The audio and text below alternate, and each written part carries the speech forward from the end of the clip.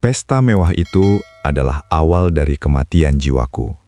Saat anak-anak yang kubesarkan dengan keringat dan air mata, kini membuangku seperti sampah karena aku tak lagi punya harta. Mereka merampas rumah dan tanah warisan, menghinaku di depan tamu-tamu terhormat, hingga aku terpaksa pergi hanya dengan sebuah koper usang yang mereka anggap rongsokan. Namun, di balik robeknya kulit koper itu, dan di tengah kemiskinan putri bungsu yang merawatku, tersimpan sebuah rahasia besar yang akan membuat mereka bersujud di kaki makamku dalam penyesalan yang terlambat. Siapkan tisu, karena kisah ini akan membuktikan bahwa terkadang orang yang paling kamu sakiti adalah satu-satunya orang yang sedang menabung nyawa untuk masa depanmu. Sebelum lanjut cerita ini, tuliskan di kolom komentar dari mana asal kota Anda, agar kita bisa menyambung silaturahmi. Dan jangan lupa subscribe di channel ini agar Anda tidak ketinggalan episode-episode mengharukan lainnya yang akan membuka mata hati kita tentang arti keluarga yang sesungguhnya. Waktu adalah pencuri yang paling sunyi. Ia mengambil rambut hitamku, menggantinya dengan warna perak yang serupa dengan sisa-sisa embun di pagi buta. Ia mengambil langkah tegapku, meninggalkanku dengan persendian yang kerap merintih setiap kali aku mencoba berdiri. Namun, yang paling menyakitkan bukanlah raga yang menua, melainkan dinding-dinding rumah ini. Rumah yang dahulu kubangun dengan peluh, doa, dan tumpukan batu bata yang kususun satu demi satu, dengan harapan ia akan menjadi pelabuhan terakhir bagi jiwa-jiwa yang kucintai. Hari ini, rumah ini terasa luas sekaligus mencekik. Aku duduk di sebuah kursi kayu di sudut beranda belakang, tempat yang kini menjadi satu-satunya wilayah kekuasaanku. Mataku yang kian meredup menatap nanar pada kebun bunga yang dulu menjadi kegemaran almarhumah istriku. Kini, mawar-mawar itu telah dicabut, digantikan dengan ubin marmer yang dingin dan kaku. Persis seperti tatapan putra sulungku setiap kali ia melintas di depanku. Ayah, jangan duduk di situ. Kursi itu merusak pemandangan ruang tengah kalau dilihat dari dalam. Suara itu bukan suara lembut yang dulu memanggilku untuk sekadar meminta uang jajan. Itu suara putraku, yang kini telah sukses, yang pakaiannya seharga gaji setahunku saat aku masih menjadi kuli bangunan dulu. Aku hanya diam. Diamku bukanlah karena aku tak mampu menjawab, melainkan karena aku sedang merawat sisa-sisa harga diri yang masih tersisa di dadaku. Aku berdiri perlahan, memeluk sebuah koper tua yang kulitnya sudah terkelupas di sana-sini. Koper itu adalah saksi bisu perjalananku. Ia kumuh, ia berbau apek, namun di sanalah denyut jantungku bersembunyi. Aku berjalan menuju kamar kecil di dekat dapur. Kamar yang kini menjadi duniaku. Di sepanjang lorong, aku melihat foto-foto besar terpajang di dinding. Ada foto putra sulungku sedang menerima penghargaan, ada foto putra keduaku di depan mobil mewahnya, dan ada foto menantuku yang selalu tampil anggun dalam balutan busana mahal. Namun tak kulihat satupun foto masa kecil mereka. Masa ketika kami hanya makan sepiring nasi dibagi 5 di bawah lampu minyak yang temaram. Seolah-olah masa lalu yang miskin adalah aib yang harus dikubur sedalam mungkin. Kenapa ayah selalu membawa koper rongsokan itu kemana-mana? Malu dilihat kolega bisnisku kalau mereka mampir. Suara menantuku terdengar dari arah ruang tamu. Nadanya halus, namun tajamnya melebihi sembilu. Ia tak pernah membentak, tapi setiap katanya adalah tetesan air yang perlahan melubangi batu karang di hatiku. Aku mengelus permukaan koper itu dengan jemari yang gemetar. Mereka melihat koper ini sebagai sampah, sebuah noda di tengah kemewahan yang mereka pamerkan. Mereka tidak tahu, atau mungkin pura-pura lupa, bahwa di dalam koper inilah alasan mengapa aku masih sanggup bernapas, meski setiap hari hatiku dihujani kerikil tajam dari lisan mereka sendiri. Aku merindukan anak-anakku. Bukan anak-anak yang kini berdiri di hadapanku dengan angkuh karena harta warisan tanah dan rumah ini sudah jatuh ke tangan mereka. Aku merindukan anak-anak yang dulu mengejarku saat aku pulang kerja, memeluk kakiku yang berdebu, dan mengatakan bahwa mereka ingin menjadi sehebat ayahnya. Langit di luar mulai beranjak jingga, warna luka yang paling indah, pikirku. Di sudut kamar aku melihat bayanganku di cermin kusam, seorang lelaki tua yang tak lagi dikenali oleh darah dagingnya sendiri. Aku hanya bisa berbisik pada sunyi, Tuhan, jika kesabaranku adalah harga yang harus kubayar untuk kebahagiaan mereka, maka biarlah aku terus membeli kesakitan ini hingga napas terakhirku. Namun, di balik pintu yang tertutup, aku mendengar isak tangis tertahan. Itu suara putri bungsuku. Satu-satunya yang masih memanggilku ayah dengan getaran cinta yang sama. Ia yang tak punya harta, ia yang kerap disisihkan. Namun dialah yang selalu memastikan ada segelas air hangat di meja samping tempat tidurku. Segelas air hangat itu bukan sekedar penghilang dahaga, melainkan tetesan embun di padang gersang yang kusebut sebagai sisa hidupku. Putri bungsuku, dengan mata sembab yang mencoba ia sembunyikan di balik senyum rapuhnya, meletakkan gelas itu dengan jemari gemetar.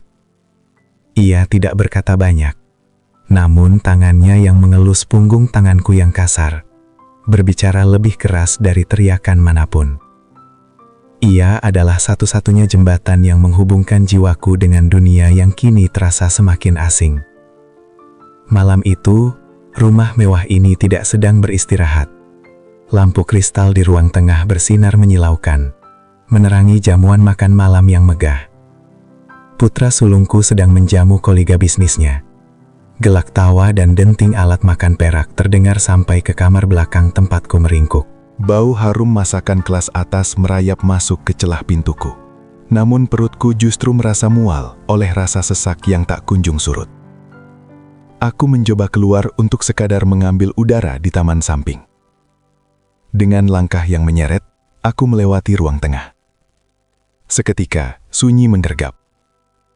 Tawa yang tadi membubung tinggi mendadak jatuh berkeping-keping. "Ayah, kenapa keluar dengan pakaian seperti itu?"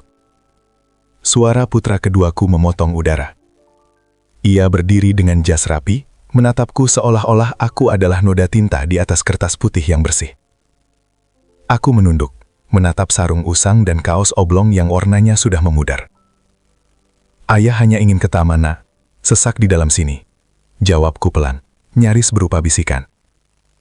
Menantuku, yang sedang menuangkan minuman, meletakkan botol kaca itu dengan dentuman kecil yang sengaja diperkeras. "Maaf ya Pak Hardi, ini ayah mertua saya. Memang sudah agak pikun, sering lupa kalau ada tamu," ucapnya pada koleganya dengan senyum yang tidak sampai ke mata.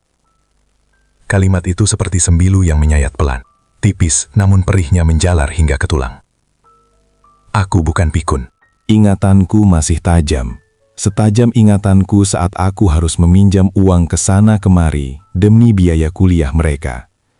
Aku masih ingat bagaimana aku melewatkan waktu makan agar mereka bisa memiliki sepatu baru. Namun di depan orang-orang terpandang ini, aku hanyalah sebuah kesalahan yang memalukan. Sebuah rahasia yang ingin mereka sembunyikan di balik megahnya pilar-pilar rumah. "Masuklah ya, nanti kedinginan," sambung putra sulungku. Kata-katanya terdengar seperti perhatian, namun nada bicaranya adalah sebuah perintah pengusian. Ia tidak ingin dunia tahu bahwa kesuksesannya berdiri di atas pundak renta yang kini ia anggap sebagai beban. Aku berbalik, kembali ke kamar kecilku.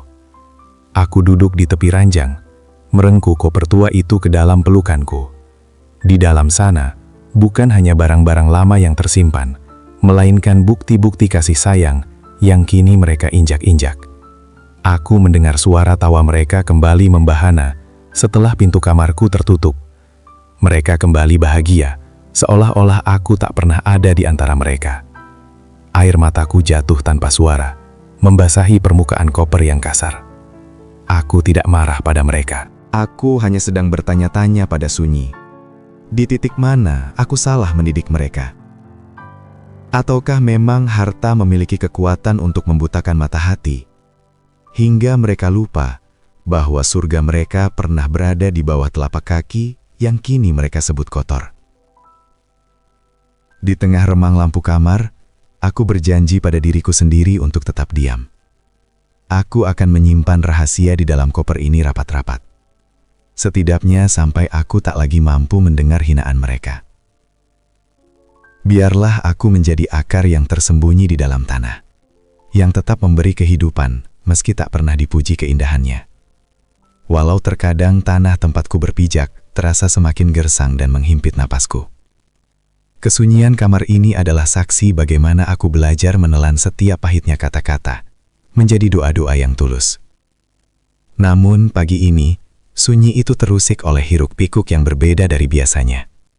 Rumah ini bergetar oleh langkah-langkah terburu-buru, dan aroma bunga sedap malam yang dipasang di setiap sudut ruangan. Putra sulungku akan mengadakan pesta syukuran besar atas proyek barunya yang bernilai miliaran, sekaligus perayaan ulang tahun pernikahan mereka. Dari balik celah pintu, kulihat para pelayan sibuk menata meja-meja panjang dengan taplak sutra. Aku tersenyum kecil, merasa bangga bahwa anak yang dulu sering menangis karena pensilnya patah, kini telah mampu membangun istananya sendiri. Namun, senyum itu luruh ketika menantuku masuk ke kamarku tanpa mengetuk. Ia berdiri di ambang pintu dengan gaun yang sangat indah, namun wajahnya nampak gelisah. "Ayah," sapanya dingin. "Hari ini banyak tamu penting, pejabat, pengusaha, dan keluarga besar dari pihak saya akan datang. Saya ingin meminta tolong, bisakah ayah tetap di dalam kamar saja sepanjang acara?" Jantungku berdenyut nyeri, seolah ada tangan tak kasat mata yang meremasnya. "Ayah hanya ingin melihat kalian dari jauh, Nak. Ayah tidak akan mengganggu," jawabku dengan suara yang mulai serak. "Bukan begitu ya?"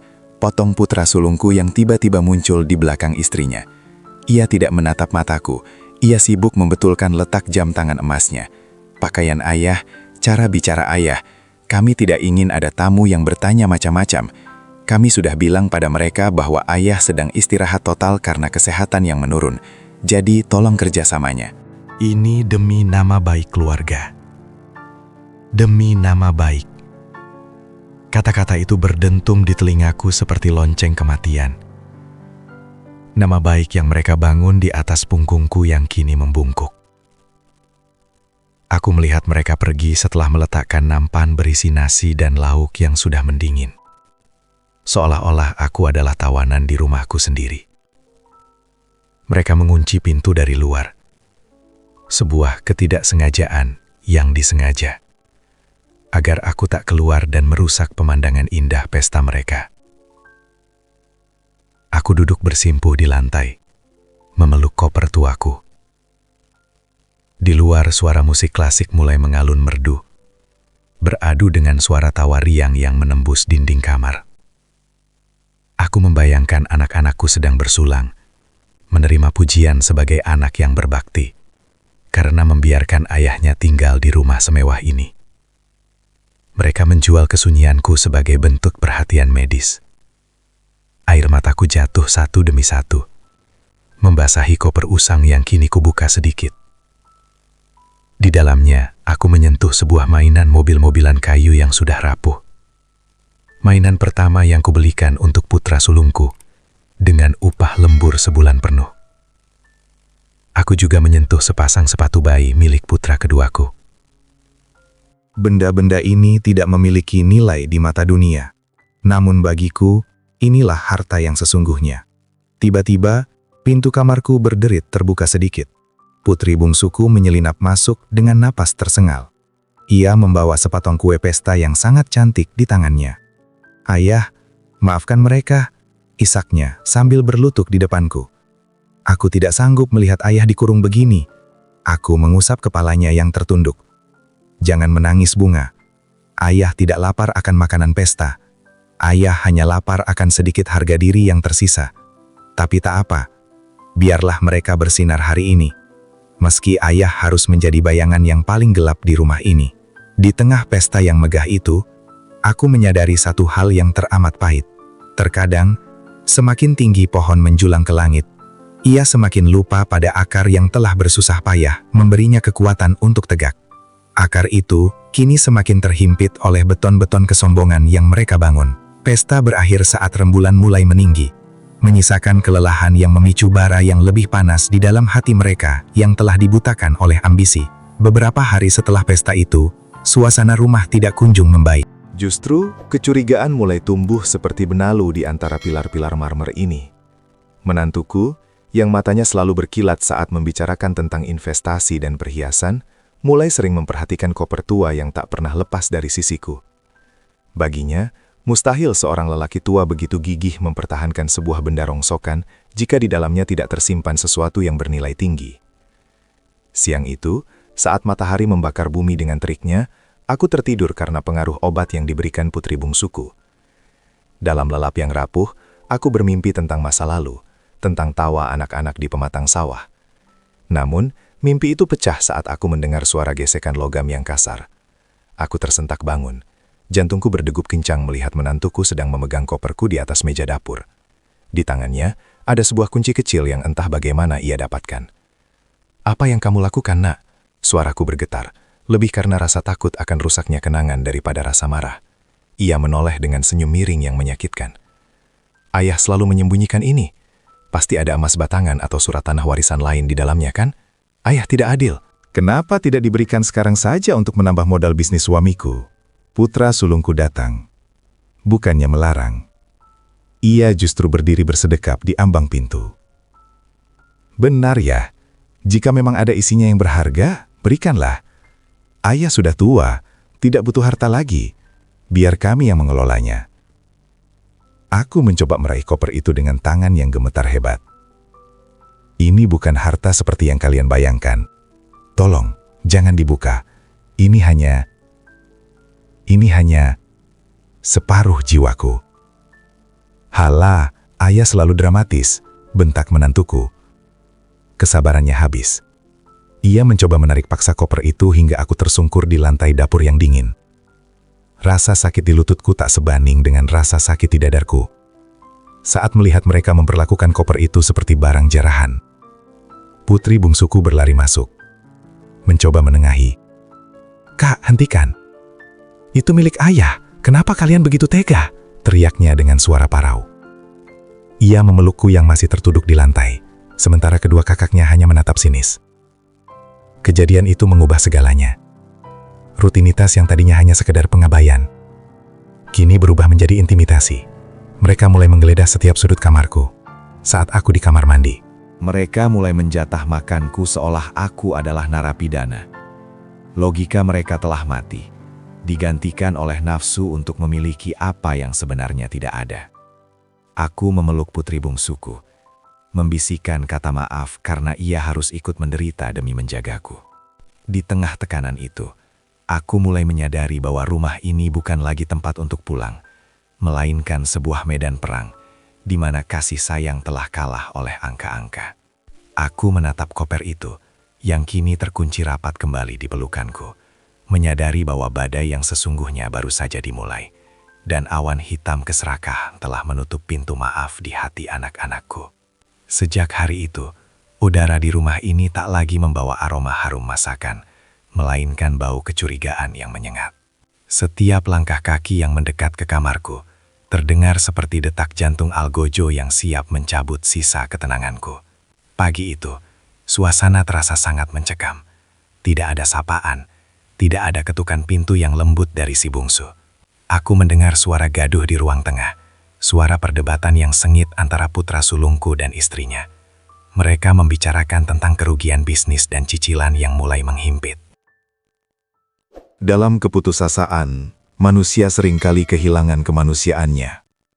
Dan aku adalah sasaran termudah bagi mereka yang sedang terjepit. "Ayah, berikan kuncinya." Suara putra sulungku menggelegar di depan pintu kamar. Kali ini, tidak ada lagi basa-basi.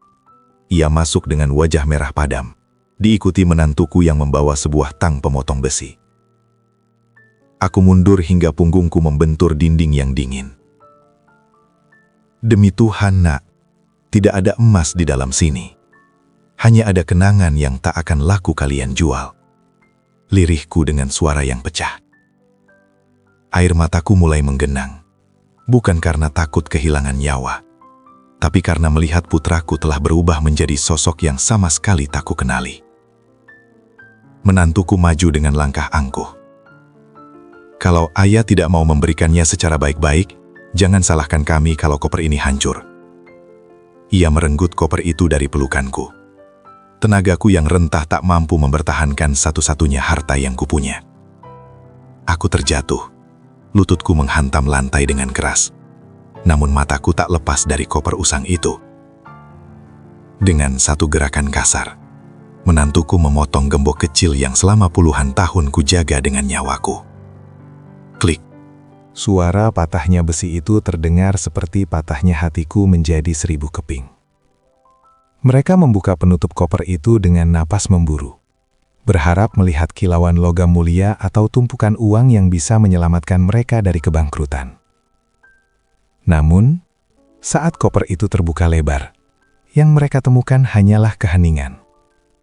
Di dalamnya, tersusun rapi beberapa helai pakaian bayi yang sudah menguning, sebuah botol susu plastik yang sudah retak, dan tumpukan buku tulis sekolah yang sampulnya sudah hancur dimakan usia. Tidak ada emas. Tidak ada sertifikat tanah rahasia. Hanya ada aroma kapur barus dan debu masa lalu yang menyeruak keluar. Apa-apaan ini? Mana hartanya? Mana perhiasan ibu? Teriak menantuku. Ia mengacak-acak isi koper itu dengan marah. Ia melempar sepasang sepatu kecil yang dulu kupayahkan pada putra sulungku saat ia pertama kali belajar berjalan. Sepatu itu mendarat di pojok ruangan. Tergeletak tak berdaya. Putra sulungku terpaku. Ia mengambil sebuah buku tulis usang. Di sampulnya tertulis namanya dengan tulisan tangan anak kecil yang belum rapi. Ia membukanya dan menemukan catatan-catatan kecilku tentang setiap perkembangan kecilnya. Tentang betapa bangganya aku saat ia mendapat nilai bagus di sekolah. Namun, bukannya tersentuh, ia justru membanting buku itu ke lantai. Ayah mempermainkan kami. Ayah membuat kami terlihat seperti orang bodoh yang menjaga sampah. Bentaknya, suaranya bergetar karena amarah yang bercampur dengan rasa malu yang mendalam. Aku hanya bisa terisak, memunguti sepatu bayi itu dan mendekapnya di dada. Itu bukan sampah, Nak. Itu adalah saat-saat di mana aku merasa menjadi orang paling kaya di dunia hanya karena memiliki kalian. Tapi mereka sudah menutup telinga. Bagi mereka, cinta yang tak bisa diuangkan adalah sebuah penghinaan. Titik balik ini menjadi jurang yang semakin lebar. Aku menyadari bahwa bagi anak-anakku, aku hanyalah masa lalu yang membebani masa depan mewah mereka. Kamar kecilku yang selama ini menjadi tempat persembunyian, kini digeledah tanpa ampun. Segala sesuatu yang mereka anggap sebagai sampah masa lalu mulai dilempar keluar, termasuk harga diriku yang kian tercabik-cabik. Rumah ini harus bersih dari barang-barang kumuh. Besok akan ada kurator seni yang datang. Aku tidak ingin dia mencium bau apek dari kamar ini. Menantuku berteriak sambil memerintah asisten rumah tangga untuk mengangkut kasur tipisku. Aku hanya berdiri mematung di sudut ruangan, memeluk koper yang gemboknya telah rusak itu. Isinya berantakan, separuh jiwaku terserak di lantai marmer yang dingin. Aku melihat putra keduaku masuk dengan langkah terburu-buru. Alih-alih membantuku berdiri, ia justru menatapku dengan tatapan yang lebih dingin dari es di kutub. Ayah, sebaiknya ayah pindah ke pavilion belakang, atau sekalian cari tempat lain. Kehadiran ayah di sini mulai membuat suasana rumah tidak kondusif bagi kesehatan mental kami. Ucapnya tanpa beban. Kata kesehatan mental terdengar seperti belati yang dibungkus kain sutra. Ia mengusirku dengan istilah-istilah modern agar tindakannya tidak terlihat seperti kedurhakaan. Aku mencoba mencari sisa-sisa binar kasih sayang di matanya. Namun yang kutemukan hanyalah pantulan angka-angka dan ambisi. Kemana ayah harus pergi, Nak? Ini rumah yang ayah bangun untuk kalian. Lirihku. Suaraku nyaris hilang, tertelan oleh suara deru mobil mewah yang dipanaskan di garasi. Jangan dramatis ya. Tanah warisan yang di desa sudah kami jual, dan hasilnya sudah kami gunakan untuk menutup kerugian perusahaan. Ayah masih punya anak perempuan kan? Biarlah dia yang mengurus ayah.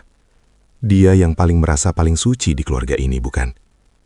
Putra sulungku menimpali sambil menutup pintu kamarku dengan kasar. Kehampaan menyergapku. Aku merasa seperti sebuah pohon tua yang telah memberikan semua buahnya. Memberikan naungan bagi mereka yang berteduh. Namun kini setelah kering dan keropos, Mereka ingin menebangku karena aku merusak estetika taman mereka. Hinaan demi hinaan mengalir setiap kali aku mencoba bicara.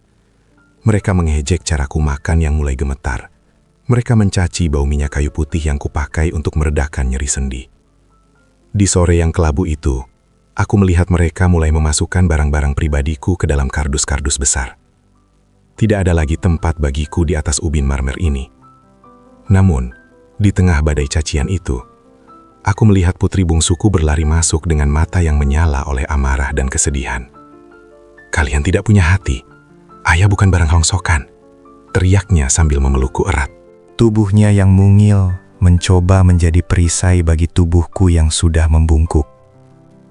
Aku mengelus rambutnya. Air mataku menetes di pundaknya. "Sudah, Nak. Jangan melawan. Biarlah ayah yang pergi." Mungkin benar. Ayah adalah debu yang menempel di baju mewah mereka. Ayah hanya ingin satu hal. Biarkan ayah membawa koper ini. Episode ini berakhir dengan pemandangan yang menyayat hati.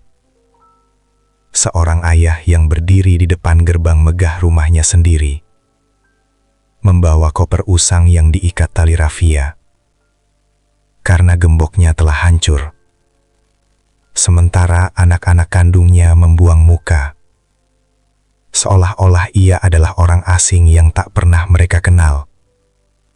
Langkahku gontai, terseret di atas aspal panas yang seolah ikut meratapi kepergianku, meninggalkan istana yang kini telah menjelma menjadi kuburan bagi kasih sayang. Putri bungsuku, Bunga, menggenggam jemariku yang kasar dengan sisa tenaga yang ia punya.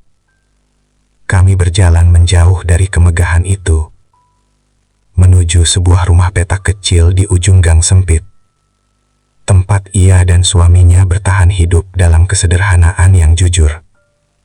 Rumah itu kecil, sangat kecil, hingga suara rintik hujan di atas atap sengnya terdengar seperti simfoni duka yang tak kunjung usai. Namun, di dalam ruang sempit itu, aku menemukan sesuatu yang telah lama hilang di istana marmer putra-putraku.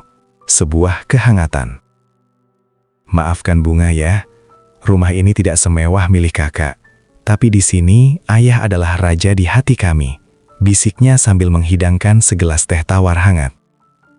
Aku duduk di atas dipan bambu yang berderit, masih mendekap koper tuaku.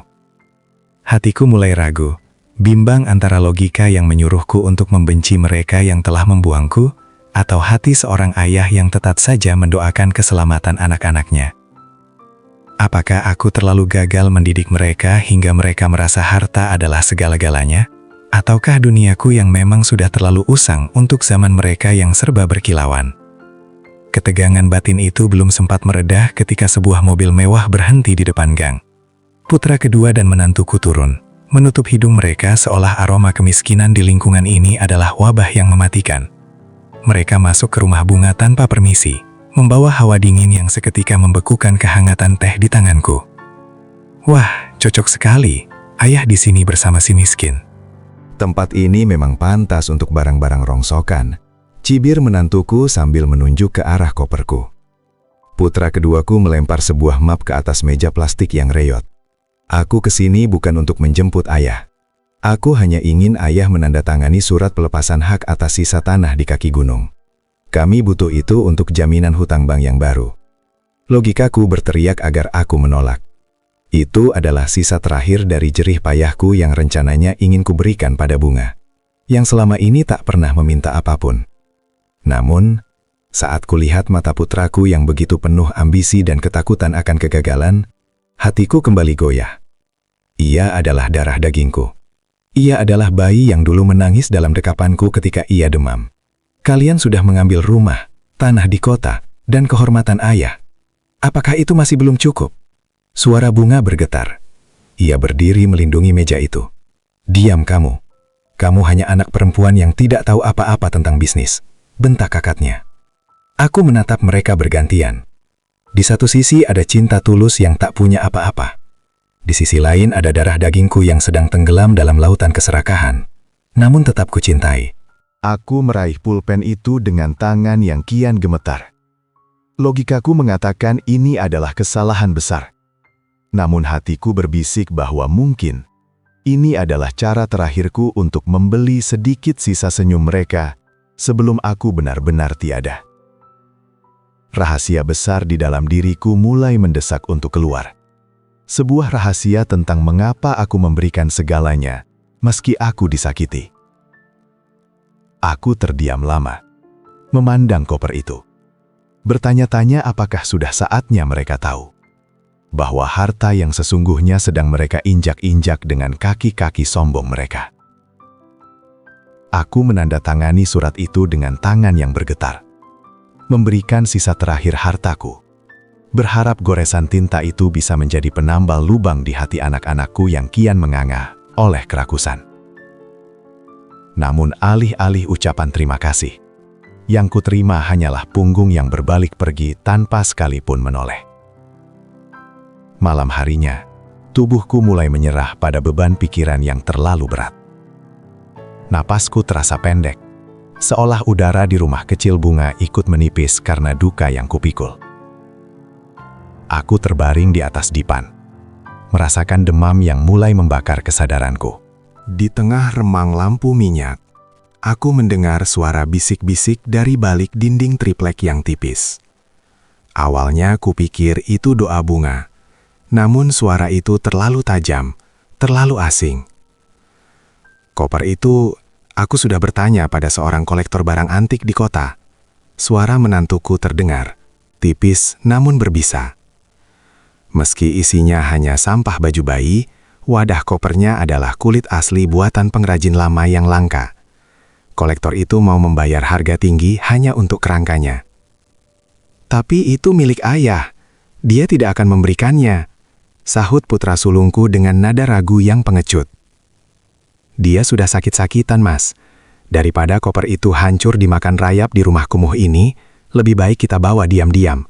Uangnya bisa kita pakai untuk mencicil bunga bank. Ayah toh tidak akan sadar dalam keadaan begini. Balas menantuku lagi. Setiap kata mereka merayap seperti sembilu yang mengiris jantungku yang sudah lemah. Aku memejamkan mata rapat-rapat, membiarkan air mata hangat mengalir di sudut mataku. Logikaku kini berteriak, cukup, berhenti mencintai mereka yang ingin mencabut nyawamu perlahan. Namun hati seorang ayah adalah samudra yang tak bertepi. Meski dikotori berkali-kali, ia tetap mencoba membersihkan diri dengan pengampunan. Aku meraba koper di samping dipangku. Koper yang kini diikat tali rafia.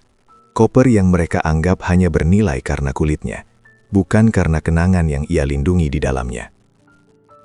Di dalam sana, di bawah pakaian bayi yang menguning, ada selembar foto lama. Foto kami berlima saat mereka masih kecil. Saat harta kami hanyalah tawa dan sepotong singong rebus. Mereka ingin menjual wadahnya, sementara aku hanya ingin mempertahankan isinya. Bukti bahwa aku pernah memiliki keluarga yang utuh, sebelum harta datang menghancurkan segalanya. Bunga masuk ke kamar dengan handuk basah di tangannya, melihatku yang sedang menangis dalam diam. Ia berlutut di sampingku, menggenggam tanganku yang panas. Ayah, jangan takut. Bunga akan menjaga ayah, juga menjaga koper ini. Jangan dengarkan mereka. Bisiknya seolah ia bisa membaca pikiran jahat saudara-saudaranya. Aku menatap langit-langit atap seng yang mulai bocor terkena gerimis. Aku sadar, pilihanku kini semakin sempit. Antara mempertahankan satu-satunya kenangan yang tersisa, atau membiarkan mereka mengambilnya demi menyelamatkan mereka dari kehancuran ekonomi yang mereka buat sendiri. Keikhlasanku sedang diuji di titik terendah, di mana aku mulai bertanya, apakah pengorbanan ini benar-benar akan membuat mereka sadar, atau justru membuat mereka semakin tenggelam dalam kegelapan? Keikhlasanku sedang diuji di titik terendah, di mana aku mulai bertanya, apakah pengorbanan ini benar-benar akan membuat mereka sadar, atau justru membuat mereka semakin tenggelam dalam kegelapan yang kian pekat? Pertanyaan itu menggantung di udara malam yang dingin, beradu dengan suara deru angin yang menyelinap masuk melalui celah-celah dinding kayu rumah bunga. Aku memejamkan mata, namun telingaku tetap terjaga, menangkap setiap suara sekecil apapun di tengah kesunyian yang mencekam. Lewat tengah malam, saat napas Bunga terdengar teratur dalam lelapnya yang kelelahan, aku mendengar derit pintu depan yang dibuka dengan sangat hati-hati. Bukan suara kunci yang diputar, melainkan paksaan halus yang membuat engselnya merintih. Jantungku yang lemah berdegup kencang, memompa rasa sesak ke seluruh dadaku. Aku tetap bergeming, berpura-pura masih terperangkap dalam mimpi, meski jiwaku sepenuhnya waspada. Sesosok bayangan mendekat dalam remang. Bau parfum mahal yang menyengat segera memberitahuku siapa yang datang. Itu adalah menantuku. Ia melangkah berjinjit, tangannya meraba-raba di samping dipanku, mencari benda yang dianggapnya sebagai tiket penyelamat harga dirinya yang mulai runtuh. Saat jemarinya menyentuh permukaan kulit koper usang itu, aku merasa seolah ia sedang menyentuh jantungku sendiri. "Maafkan ayah, nak." Bisikku sangat pelan, nyaris tak terdengar. Ia tersentak, tangannya membeku di atas koper. Namun, rasa malu rupanya telah kalah oleh rasa haus akan materi. Ia tidak mundur. "Ayah sudah tidur saja, jangan banyak bicara. Koper ini lebih berguna di tangan kolektor daripada hanya jadi bantal kepala ayah yang keras ini." Balasnya dengan bisikan yang dingin, penuh dengan racun penghinaan. Ia menarik koper itu dengan kasar. Tali rafia yang mengikatnya terputus dengan suara prak yang tajam. Aku mencoba menahan koper itu dengan sisa tenagaku yang hanya seujung kuku. Kami menarik-narik benda itu dalam diam yang penuh ketegangan. Bagi dia, ini hanyalah kulit tua yang bisa ditukar dengan tumpukan uang. Bagiku, ini adalah peti mati dari semua kenangan indah yang pernah kami miliki. "Lepaskan ya, jangan keras kepala," ia mendesis. Wajahnya yang cantik kini tampak mengerikan dalam kegelapan, terdistorsi oleh keserakahan. Dalam sekali hentakan kuat, ia berhasil merenggut koper itu. Namun, karena gemboknya memang sudah hancur sejak kejadian di rumah besar dulu, penutup koper itu terbuka lebar. Isinya terhambur di atas lantai tanah. Sepasang sepatu bayi, buku tulis usang, dan selembar foto lama jatuh berserakan. Menantuku mendengus jijik melihat sampah itu. Ia hanya memunguti kerangka kopernya saja, membiarkan isinya tergeletak di tanah seperti barang tak bertuan. Ia berbalik dan berlari keluar menuju kegelapan malam, membawa pergi wadahnya, namun meninggalkan jiwanya. Aku terjatuh dari dipan, mencoba merangkak di atas tanah untuk memunguti foto keluarga kami yang kini kotor terkena debu. Air mataku jatuh, membasahi wajah anak-anakku di dalam foto itu. Logikaku kini benar-benar hancur. Hati seorang ayah yang tadinya penuh pengampunan, kini mulai retak. Aku menyadari bahwa meski aku memberikan seluruh ragaku untuk mereka makan, mereka akan tetap merasa lapar. Di bawah temaram sisa lampu minyak, aku memeluk foto itu erat-erat. Aku tidak menangisi koper yang hilang. Aku menangisi anak-anakku yang telah kehilangan kemanusiaannya. Aku mulai menyadari, mungkin inilah saatnya aku harus benar-benar melepaskan. Bukan hanya harta, tapi juga harapan bahwa mereka akan kembali menjadi anak-anak kecilku yang manis. Menyadari bahwa meski aku memberikan seluruh ragaku untuk mereka makan, mereka akan tetap merasa lapar akan dunia yang tak pernah ada habisnya. Foto yang kini berlumur debu tanah itu adalah satu-satunya sisa kejayaanku sebagai seorang ayah. Potret masa lalu yang kini terasa seperti mimpi indah yang dipaksa bangun oleh kenyataan yang teramat pahit. Aku terisak dalam sunyi, membiarkan dadaku yang sesak beradu dengan dinginnya lantai panah, hingga fajar mulai menyingsing membawa cahaya yang tak lagi terasa hangat. Ketika matahari mulai mengintip dari celah dinding triplek, aku melihat Bunga masih terlelap dengan gurat kelelahan yang dalam di wajahnya. Ia telah memberikan segalanya untukku, nasi terakhirnya, waktu tidurnya, bahkan harga dirinya di depan saudara-saudaranya. Hatiku teriris. Jika aku tetap di sini, aku hanya akan menjadi beban yang kian memberat di pundak kecilnya yang sudah memikul banyak lara. Aku adalah sebatang pohon tua yang tumbang dan hanya akan menindih tanaman muda yang sedang berusaha tumbuh di bawahnya. Dengan tangan yang gemetar hebat, kukumpulkan isi koperku yang terserak. Aku tak lagi punya wadah kulit yang mewah itu. Menantuku telah mengambil bungkus hidupku untuk ditukar dengan angka-angka. Kini, harta sejatiku, pakaian bayi mereka, buku-buku usang, dan foto itu hanya kumasukkan ke dalam kantong plastik hitam bekas yang kutemukan di pojok ruangan. Terasa sangat hina di mata dunia, namun di mataku, plastik ini membawa beban yang lebih berat dari emas manapun. Aku menuliskan secarik surat di atas sobekan buku tulis lama milik cucuku.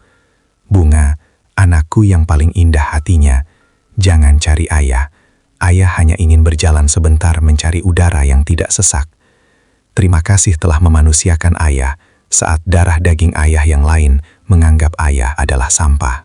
Simpanlah kebaikanmu, karena itu satu-satunya harta yang tidak akan pernah bisa dicuri oleh siapapun.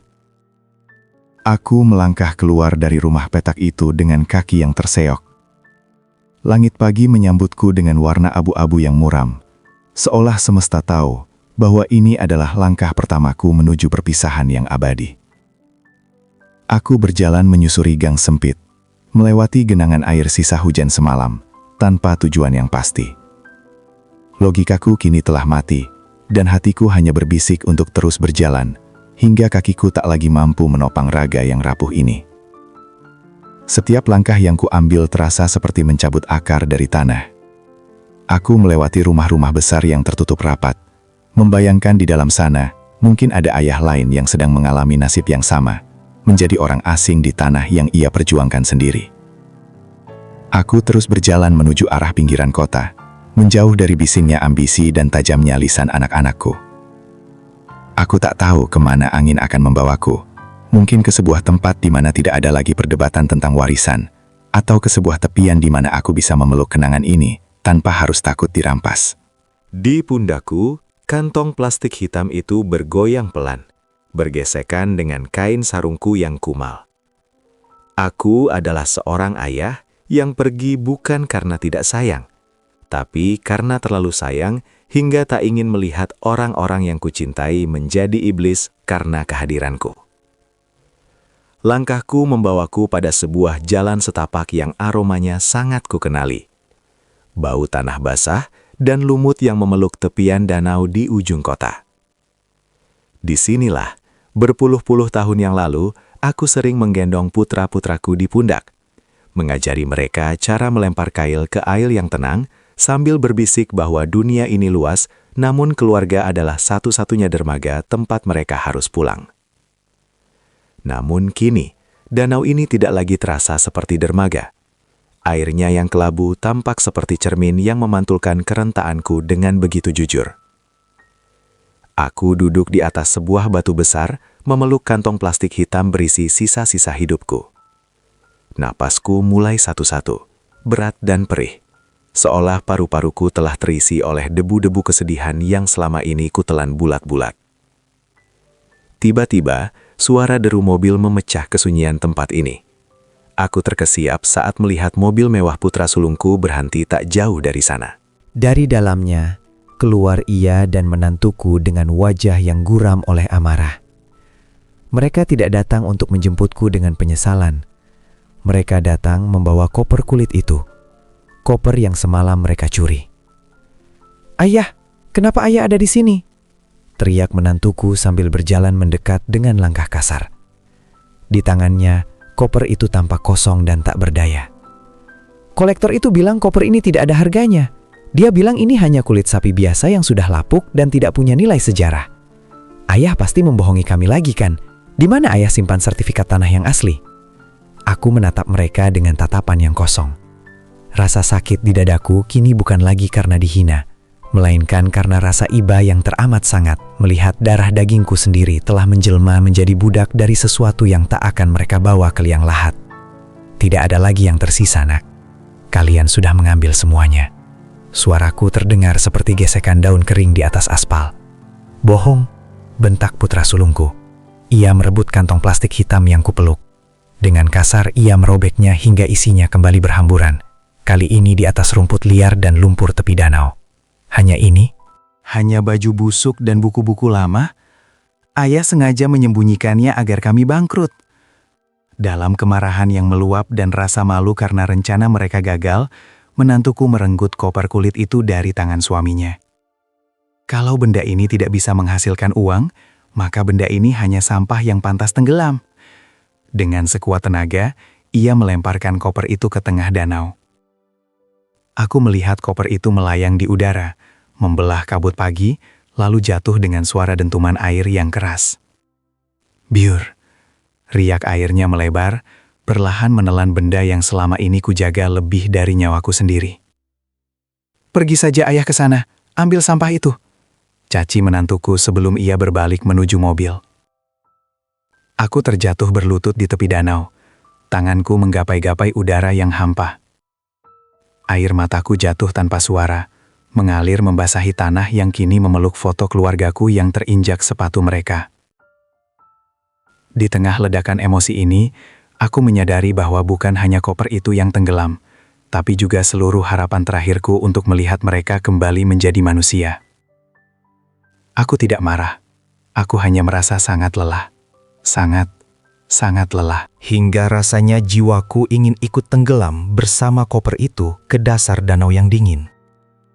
Di sana, di bawah permukaan air yang kini mulai tenang kembali, terkubur wadah yang selama ini menjadi saksi bisu betapa kerasnya aku menyimpan harga diri. Aku tetap bersimpuh di atas lumpur, memandangi riak air yang perlahan menghilang, sementara deru mogil putra sulungku menjauh, meninggalkan debu dan luka yang kian menganga. Ayah! Sebuah jeritan parau memecah kesunyian. Aku menoleh perlahan dan mendapati bunga berlari kencang menyusuri jalan setapak.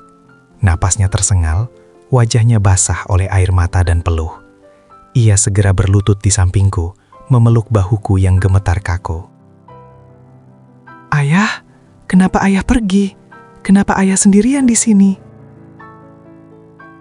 Aku hanya bisa menunjuk ke tengah danau dengan jari yang lemah. Kopernya, Nak. Mereka membuangnya. Separuh nyawa ayah ada di sana. Lirihku. Bunga tidak melihat ke arah danau. Matanya tertuju pada benda-benda yang berserakan di tanah akibat robeknya plastik hitam tadi. Ia merangkak, memunguti baju-baju bayi yang kini kotor oleh tanah, dan akhirnya jemarinya menyentuh buku tulis usang yang sampulnya sudah terlepas. Itu adalah buku yang tadi dicampakkan oleh kakaknya. Apa ini ya? Bisik Bunga. Ia membuka lembar demi lembar yang sudah menguning. Aku memejamkan mata, membiarkan rahasia yang kupendam puluhan tahun itu tersingkap oleh ketulusan tangan putri bungsuku. Di dalam buku itu, bukan hanya berisi catatan perkembangan mereka, melainkan lembaran-lembaran kwitansi utang dan surat perjanjian lama. Bunga mulai membaca dengan suara gemetar. Ini kwitansi pengobatan jantung Mas Sulung saat bayi. Ini surat gadai tanah kakek untuk sekolah Mas kedua. Dan ini... Bunga terhenti. Isaknya pecah. Di lembar terakhir, ada sebuah surat wasiat yang belum sempat kutunjukkan. Sebuah surat yang menyatakan bahwa seluruh rumah dan tanah yang sekarang mereka tempati sebenarnya adalah milik Bunga, karena dialah yang selama ini merawatku dalam diam. Namun aku sengaja mencantumkan nama kakak-kakaknya, hanya agar mereka tetap mau mengakuiku sebagai ayah, dan tidak mengusirku. Aku memberikan segalanya kepada mereka, bukan karena aku kaya, tapi karena aku ingin mereka merasa dicintai, agar mereka tidak perlu menjadi sepertiku, yang tumbuh tanpa kasih sayang. Aku membiarkan diriku dihina, asalkan mereka bisa berdiri tegak di depan dunia. Aku diam saat disiksa, karena aku merasa itulah harga yang harus kubayar, agar keluarga ini tetap terlihat utuh di mata orang lain. Ayah, kenapa ayah begitu bodoh? Tangis Bunga pecah. Ia memeluk buku itu erat di dadanya. Ayah memberikan rumah itu pada mereka agar mereka sayang pada ayah, tapi mereka malah membuang ayah setelah mendapatkan semuanya.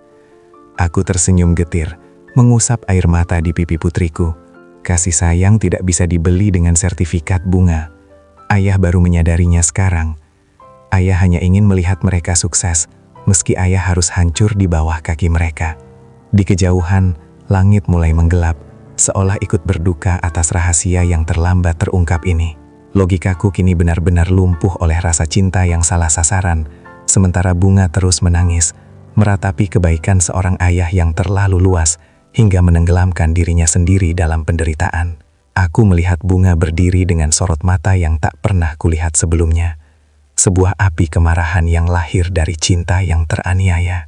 Ia menggenggam buku tulis usang dan lembaran kwitansi yang kotor itu, seolah ia sedang menggenggam keadilan yang selama ini tertidur lelap di bawah telapak kaki kakak-kakaknya. Ayah, tunggu di sini, jangan kemana-mana. Aku harus mengakhiri kegilaan ini, ucap Bunga dengan suara yang dingin namun tegas. Ia membantuku bersandar pada batang pohon tua di tepi danau, lalu ia melangkah pergi dengan langkah lebar, membawa seluruh keberanian yang tersisa di dalam hatinya yang terluka. Aku hanya bisa menatap punggungnya yang menjauh, merasa separuh jiwaku ikut terbawa. Tubuhku terasa semakin ringan, seolah beban rahasia yang selama ini kupikul telah berpindah pundak. Namun, rasa cemas kembali merayap. Aku takut kebenaran ini bukannya menyatukan kami, malah akan menghancurkan apa yang tersisa dari nama keluarga ini. Aku memandang ke tengah danau, tempat koperku tenggelam, membayangkan betapa tenangnya air di dasar sana, berbeda jauh dengan hatiku yang sedang berkecamuk. Di rumah besar yang dulu kusebut rumah, konfrontasi itu pecah. Meski aku tak di sana, aku bisa merasakan getaran amarahnya hingga ke tepi danau ini. Bunga melemparkan bukti-bukti pengorbananku ke atas meja marmer yang mewah itu. Ia berteriak di depan wajah kedua kakaknya, bukan untuk meminta harta, tapi untuk menunjukkan betapa kerdilnya jiwa mereka di depan raga ayah yang mereka hinakan. Lihat ini. Lihat setiap tetes keringat ayah yang kalian tukar dengan mobil mewah ini. Suara Bunga seolah bergema di telingaku. Rumah ini, rumah yang kalian banggakan ini, secara hukum adalah milikku. Ayah sengaja menaruh nama kalian agar kalian merasa memiliki harga diri. Tapi kalian justru menggunakannya untuk menginjak-injak orang yang memberi kalian hidup. Putra sulungku terdiam, tangannya gemetar saat menyentuh kwitansi pengobatan jantungnya yang sudah menguning. Menantuku, yang biasanya penuh dengan kata-kata tajam, kini mematung dengan wajah pucat pasi. Rahasia itu meledak seperti bom waktu yang menghancurkan dinding-dinding kesombongan mereka. Mereka baru menyadari bahwa selama ini mereka tidak sedang menyiksa seorang tua yang lemah, melainkan sedang mengoyak jantung yang paling mencintai mereka. Di tepi danau, aku mulai merasa pandanganku mengabur. Udara terasa sangat dingin, meresap hingga ke sumsum tulangku. Aku mencoba memanggil nama mereka di dalam hati, satu persatu, mulai dari anak pertamaku hingga menantuku yang keras hati. Aku memaafkan mereka, sungguh. Namun tubuhku tak lagi bisa diajak berkompromi. Pilihan sulit kini ada di depan mata.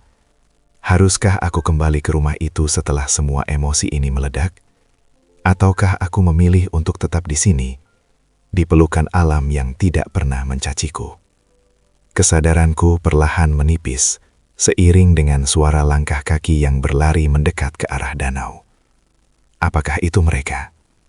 Apakah penyesalan akhirnya membawa mereka pulang kepadaku? Ataukah aku sudah terlambat untuk mendengar kata maaf yang selama ini ku nantikan dalam setiap sujudku? Aku masih bersandar di batang pohon tua ini, menatap permukaan air yang kini mulai menangkap rona ungu dari langit yang hendak berpamikan. Duniamu dan duniaku seakan sedang dibatasi oleh kabut tipis yang dingin, di mana rasa sakit tak lagi terasa tajam, berganti dengan kehampaan yang damai. Ayah, ayah bangun! Suara itu milik putra sulungku. Suara yang tadi begitu keras menghina, kini pecah berantakan oleh isak tangis yang terdengar begitu tulus. Aku merasakan tangannya yang hangat mengguncang bahuku, mencoba menarikku kembali dari tepian kesunyian. Disusul suara putra keduaku yang bersimpuh di atas lumpur, memegangi kakiku yang dingin dengan kedua tangannya yang gemetar. "Maafkan kami ya, maafkan kami," rintihnya di sela tangis. Aku ingin membuka mata. Aku ingin menggerakkan tanganku untuk sekadar mengusap kepala mereka dan mengatakan bahwa aku sudah memaafkan mereka, jauh sebelum mereka meminta. Aku ingin mengatakan bahwa seorang ayah tidak pernah benar-benar bisa membenci darah dagingnya sendiri, seberapa dalam pun luka yang mereka goreskan. Namun, bibirku terasa seberat gunung, dan nafasku hanya tersisa satu-satu, lambat dan pendek, seperti lilin yang hampir habis sumbunya. Menantuku berdiri tak jauh dari sana, menutup mulutnya dengan tangan. Air matanya jatuh membasahi gaun mahalnya yang kini tak lagi berarti. Ia melihat buku tulis usang itu tergeletak di tanah. Buku yang tadi ia anggap sampah, namun ternyata berisi seluruh nyawaku yang kuberikan untuk mereka. Di saat itulah, konfrontasi terbesar terjadi. Bukan antara aku dan mereka, melainkan antara mereka dan nurani mereka sendiri, yang selama ini terpenjara oleh harta. Ayah, jangan pergi dulu. Kami sudah tahu semuanya. Kenapa ayah diam saja? Kenapa ayah tidak memukul kami saat kami jahat? Putra sulungku meratap. Kepalanya bersandar di dadaku yang kian sunyi detaknya. Aku hanya bisa tersenyum di dalam batin. Aku diam karena cinta tidak butuh pembelaan. Aku diam karena aku ingin kalian melihat dunia dengan kepala tegak. Meski itu artinya aku harus merunduk di bawah bayang-bayang. Logikaku mungkin terlihat bodoh di mata manusia. Namun hati seorang ayah memiliki hukumnya sendiri. Pilihan sulit kini telah diputuskan oleh takdir. Aku melihat bunga datang kembali. Ia memelukku dari sisi lain. Air matanya yang hangat jatuh di pipiku. Terasa seperti tetesan hujan pertama di tanah yang kering. Aku merasa sangat dicintai di detik-detik terakhir ini. Semua kemewahan rumah besar itu, semua sertifikat tanah dan semua emas di dunia, tak ada yang setara dengan hangatnya air mata penyesalan dan kasih sayang yang kini mengelilingiku. Pandanganku benar-benar menggelap segarang. Suara tangis mereka mulai menjauh, menjelma menjadi senyap yang indah. Aku tak lagi merasa kedinginan. Aku merasa seperti sedang kembali ke masa lalu, saat aku menggendong mereka satu persatu, berjalan di pematang sawah menuju rumah kecil kami yang penuh tawa. Aku sudah menyelesaikan tugasku. Aku sudah memberikan segalanya, hingga tak ada lagi yang tersisa selain cinta yang murni. Namun, rupanya takdir masih memberiku sedikit waktu untuk menyaksikan bagaimana reruntuhan hati anak-anakku mulai disusun kembali menjadi sebuah penyesalan. Aku tidak benar-benar pergi saat itu. Aku terjebak di ambang antara cahaya dan kegelapan, dalam sebuah ruangan rumah sakit yang putih dan hampa. Suara bip mesin jantung di sampingku terdengar seperti ketukan waktu yang mulai kelelahan, mengingatkanku bahwa raga ini hanyalah pakaian lama yang sudah terlalu banyak tambalan. Di sekelilingku, kini tak ada lagi pembicaraan tentang angka, investasi, atau luasnya tanah warisan. Yang kudengar hanyalah bisikan doa yang terbata-bata.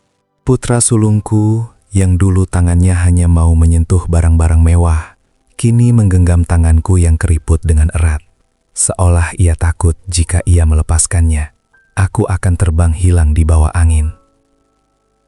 Ayah, bangunlah sebentar saja.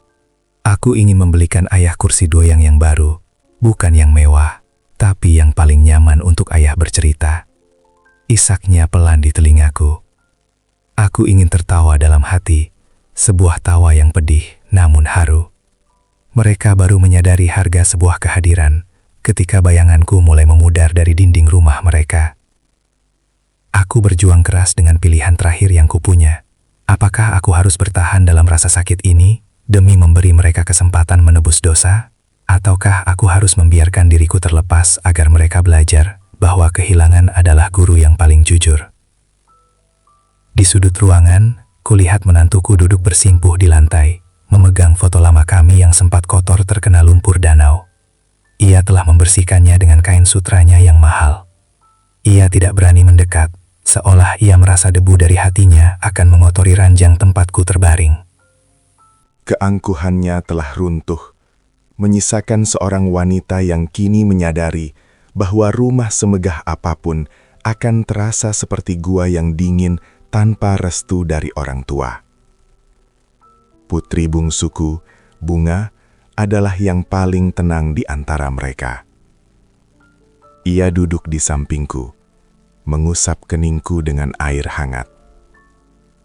Ia tahu bahwa aku sedang bersiap untuk pergi. "Ayah sudah lelah ya?" bisiknya dengan suara yang hanya bisa kudengar di dalam jiwaku. "Kalau ayah ingin istirahat, pergilah dengan tenang." Bunga sudah memaafkan mereka. Karena ayah yang mengajari Bunga cara memaafkan. Kata-kata Bunga adalah kunci yang membebaskanku. Aku mulai melepaskan keterikatanku pada dunia. Aku melihat anak-anakku berkumpul, saling berpegangan tangan. Sebuah pemandangan yang tak pernah kulihat sejak mereka tumbuh dewasa dan menjadi kaya. Penyesalan mereka adalah satu-satunya warisan yang kini benar-benar mereka miliki. Sebuah warisan yang jauh lebih berharga daripada semua sertifikat tanah yang pernah kuberi. Aku mulai merasa tubuhku seringan kapas, melayang menjauh dari suara mesin yang berisik. Aku memilih untuk membawa cinta ini pergi, meninggalkan mereka dengan pelajaran terberat yang pernah mereka terima. Bahwa harta bisa dicari, namun seorang ayah hanya ada sekali dalam seumur hidup, dan ia tidak akan pernah kembali setelah pintu keabadian tertutup rapat. Di ambang perpisahan yang kian nyata ini, penglihatanku tak lagi menangkap warna-warna dunia, melainkan seberkas cahaya putih yang lembut, memanggilku untuk pulang ke pelukan sepi yang paling damai. Namun sebelum jiwaku benar-benar melesat, Tuhan membiarkanku mendengar detak jantung anak-anakku untuk terakhir kalinya. Bahwa pulang ayah ke rumah lama, suara putra sulungku terdengar serak, menembus kabut kesadaranku. Bukan ke rumah besar itu, tapi ke rumah lama di desa, tempat ayah pertama kali membangun mimpi untuk kita. Mereka membawaku pulang, bukan dengan ambulans yang meraung-raung ketakutan, melainkan dengan iringan doa yang mengalir tenang. Aku merasa raga rentahku dibaringkan di atas dipan kayu yang dulu kubuat sendiri, kayu jati yang sudah tua, yang aromanya masih menyimpan sisa-sisa kenangan masa kecil mereka. Di sini, di bawah atap genteng yang sebagian sudah berlumut, aku merasa menjadi diriku kembali. Bukan sebagai beban, bukan sebagai orang asing, tapi sebagai seorang ayah. Aku melihat anak-anakku melakukan sesuatu yang tak pernah kubayangkan. Mereka menanggalkan jas mahal mereka. Mereka melupakan sepatu mengkilapnya. Dan bersama-sama mereka membersihkan debu-debu di rumah tua ini dengan tangan mereka sendiri. Menantuku, yang dulu enggan menyentuh debu, kini dengan air mata yang terus mengalir, mencuci lantai semen yang kusam itu. Mereka sedang mencoba mencuci noda di hati mereka. Mencoba membangun kembali reruntuhan hormat yang sempat mereka hancurkan. "Ayah, lihatlah, kami ada di sini. Di tempat ayah selalu menunggu kami pulang," bisik putra keduaku di samping telingaku. Aku tersenyum dalam ketiadaan. Inilah pilihan terakhirku. Aku berjuang keras untuk tetap bernapas, meski hanya sejenak. Hanya untuk merasakan persatuan mereka di rumah ini. Aku melihat mereka duduk melingkar di sekelilingku, persis seperti malam-malam hujan puluhan tahun yang lalu. Tidak ada lagi sekat harta, tidak ada lagi kasta sukses dan gagal. Hanya ada seorang ayah dan anak-anaknya. Namun, waktu adalah majikan yang tak kenal kompromi. Aku merasa tubuhku mulai mendingin, dimulai dari ujung kaki hingga naik ke arah dada. Ini adalah resolusi dari segala duka yang kupikul. Aku telah menemui akhir dari perjalananku. Sebuah set ending bagi dunia yang melihatku mati dalam kemiskinan raga. Namun sebuah kemenangan besar bagi jiwaku yang berhasil melihat anak-anakku kembali menjadi manusia sebelum aku menutup mata selamanya. Bunga menggenggam tanganku. Ia mencium keningku yang mulai pucat. "Pergilah ya. Bunga akan menjaga rumah ini. Bunga akan menjaga kakak-kakak agar tidak tersesat lagi." Dengan satu hembusan napas terakhir yang sangat panjang dan ringan, aku melepaskan segalanya. Aku melepaskan rasa sakit. Aku melepaskan hinaan yang pernah kuterima. Dan aku melepaskan dunia. Cahaya itu kini menelan sosokku sepenuhnya. Membawaku terbang tinggi di atas danau. Di atas rumah besar yang kini terasa kecil. Dan akhirnya menuju pelukan Tuhan yang lebih luas dari segala samudra pengampunan. Aku tak lagi berada di dalam raga yang ringkih itu. Aku kini adalah hembusan angin yang menyapu lembut wajah-wajah penuh duka yang tertinggal di bawah sana. Aku melihat diriku sendiri terbujur kaku di atas dipan kayu tua, nampak begitu tenang. Seolah-olah kematian hanyalah tidur siang yang paling panjang setelah hari kerja yang melelahkan. Di tengah isak tangis yang memenuhi ruang tamu rumah tua kami, Bunga dengan tangan yang masih gemetar mengambil kantong plastik hitam yang sempat kotor terkena lumpur danau. Di hadapan kakak-kakaknya yang masih bersimpuh lemas, ia mengeluarkan satu persatu isinya. Kali ini mereka tidak lagi membuangnya. Mereka menyentuh baju bayi yang menguning itu seolah-olah itu adalah kain kafan yang suci. Namun, di balik lipatan baju kecil milik putra sulungku, terjatuh selembar kertas yang berbeda. Bukan kwitansi. Bukan pula surat utang. Itu adalah surat yang kutulis dengan sisa tenaga di malam terakhirku, sebelum aku meninggalkan rumah mewah mereka. "Bacalah, Mas," bisik Bunga pada abangnya. Putra sulungku membuka kertas itu. Suaranya pecah. Setiap kata yang ia baca terasa seperti hantaman ombak pada karang yang rapuh. "Anak-anakku, saat kalian membaca ini, mungkin ayah sudah menjadi tanah. Jangan menangis karena merasa bersalah, karena ayah sudah memaafkan kalian sebelum cacian itu sempat sampai ke telinga ayah. Ayah hanya ingin kalian tahu, koper tua yang kalian benci itu sebenarnya punya laci rahasia di bawah lapisannya. Di sana ada sebuah kunci kecil. Kunci itu untuk sebuah kotak di bawah ubin kamar ibu kalian di desa ini." Mereka semua tertegun. Dengan terburu-buru, dipandu oleh Bunga, mereka membongkar ubin yang kumaksud.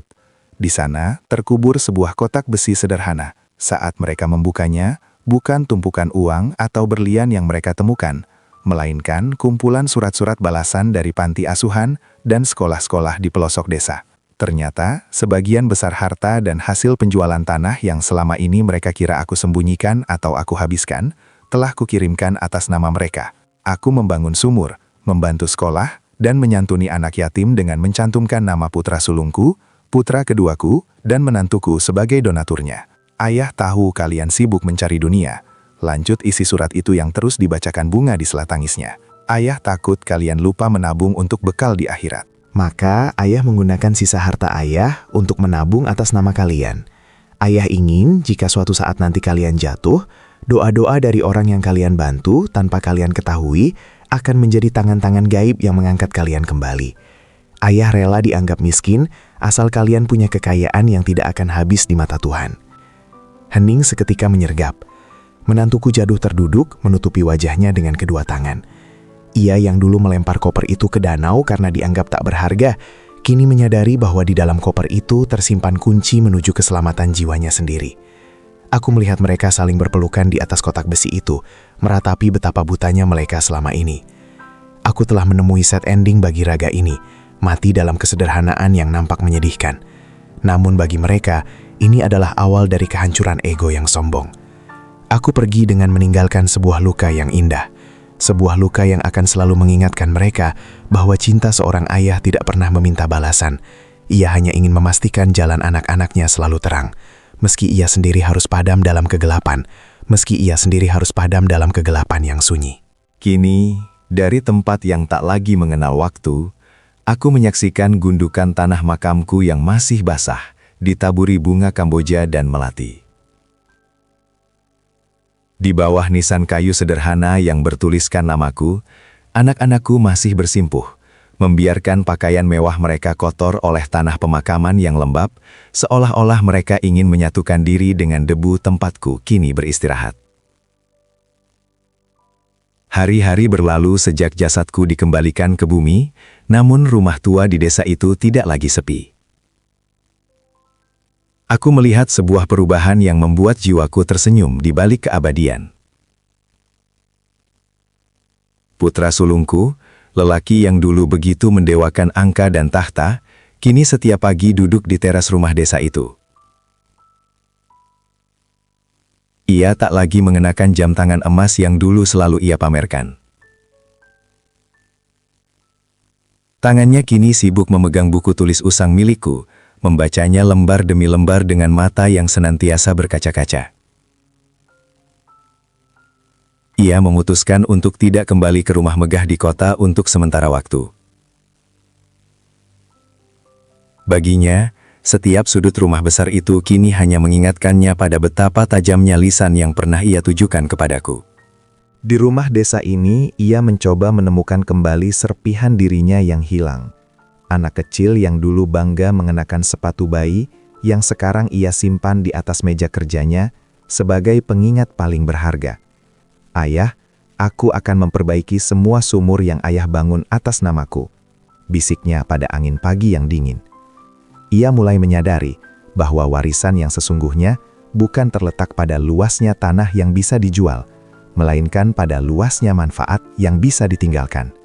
Sementara itu, menantuku, wanita yang dulu melempar koperku ke danau, kulihat sering termenung di tepi air danau yang tenang itu.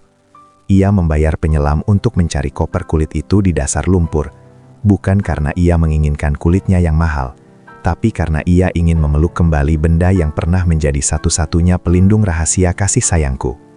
Ketika koper itu akhirnya ditemukan dalam keadaan hancur dan penuh lumpur, ia mendekapnya erat di dadanya, menangis sejadi-jadinya, seolah sedang meminta maaf pada raga yang telah tiada.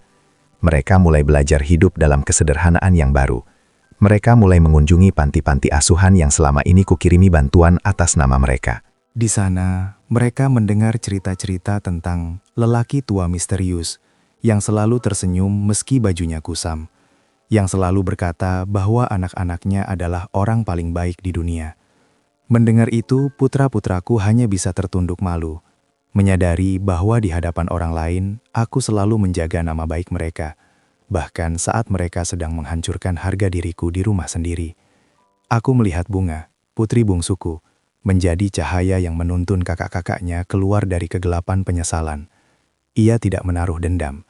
Ia merangkul mereka, membagikan teh hangat di sore hari di teras rumah desa, persis seperti yang sering kulakukan dulu. Penutup dari babak hidupku ini adalah sebuah keikhlasan yang mulai bersemi di hati mereka. Aku telah pergi, namun gema cintaku mulai mengubah cara mereka memandang dunia. Harta kini hanyalah alat di tangan mereka, bukan lagi Tuhan yang mereka sembah. Dan ujian sejati atas keyakinan baru itu datang, ketika badai finansial yang selama ini mereka takuti, akhirnya benar-benar meruntuhkan istana pasir yang mereka bangun dengan kesombongan. Aku melihat dari balik tirai takdir, bagaimana satu persatu aset mewah mereka disita. Mobil-mobil mengkilap itu dibawa pergi.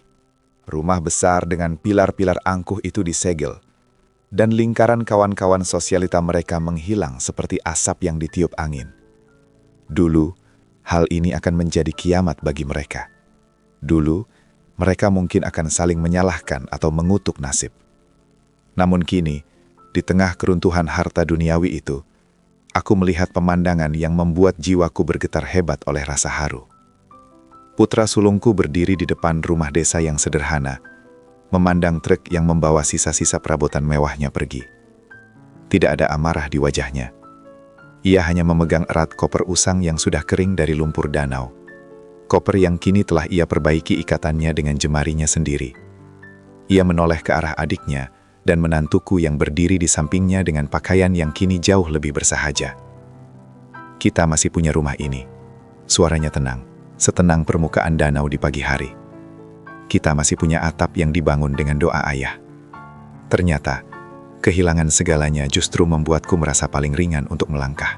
Menantuku, yang dulu begitu takut akan kemiskinan, kini justru menjadi orang pertama yang mengusap air mata penyesalan dan menggantinya dengan senyum ketegaran. Ia tidak lagi mengeluh tentang debu atau panasnya udara desa. Ia mulai belajar memasak dengan kayu bakar, menggunakan tungku tua yang dulu sering kupakai untuk menanak nasi bagi mereka. Di bawah asap dapur yang perih di mata, ia justru menemukan kebahagiaan yang selama ini tertutup oleh kilauan perhiasan palsu. Ujian ini adalah cara semesta membersihkan sisa-sisa racun keserakahan dari darah mereka. Aku melihat mereka bekerja sama menggarap sisa tanah di kaki gunung, yang dulu hampir mereka jaminkan ke bank. Mereka mencangkul tanah dengan tangan yang dulu hanya tahu cara menandatangani cek. Keringat yang menetes dari dahi mereka kini memiliki aroma yang sama dengan keringatku dulu. Aroma kejujuran, aroma perjuangan, dan aroma cinta yang tak mengharap imbalan. Bunga, putri bungsuku, tetap menjadi tiang yang kokoh. Ia tidak merasa menang karena kini kakak-kakaknya hidup susah bersamanya. Justru, ia membagi separuh nasi di piringnya dengan tulus. Dulu ayah sering bilang, kalau kita makan satu piring berlima, rasanya lebih kenyang daripada makan sendirian di meja panjang, bisiknya saat mereka makan malam di bawah lampu minyak yang remang. Aku menyaksikan mereka tertawa bersama di atas dipan bambu, sebuah tawa yang sudah puluhan tahun tak terdengar di keluarga kami. Tawa yang lahir bukan karena mereka mendapatkan keuntungan bisnis, tapi karena mereka akhirnya menemukan satu sama lain sebagai saudara. Logikaku sebagai manusia mungkin sempat menganggap hidupku berakhir tragis karena diusir dan disakiti. Namun sebagai ruh yang kini melihat segalanya dengan jernih, aku menyadari bahwa kepergianku adalah pengorbanan yang paling berharga. Aku harus hancur agar mereka bisa utuh kembali. Aku harus tiada agar mereka bisa benar-benar ada. Di tengah kemiskinan harta yang kini mereka jalani, aku melihat kekayaan jiwa yang begitu melimpah. Sebuah harta karun yang akhirnya mereka temukan di balik hancurnya koper tua yang dulu mereka benci. Mereka akhirnya menemukan jalan pulang yang sesungguhnya, keharibaan cintaku.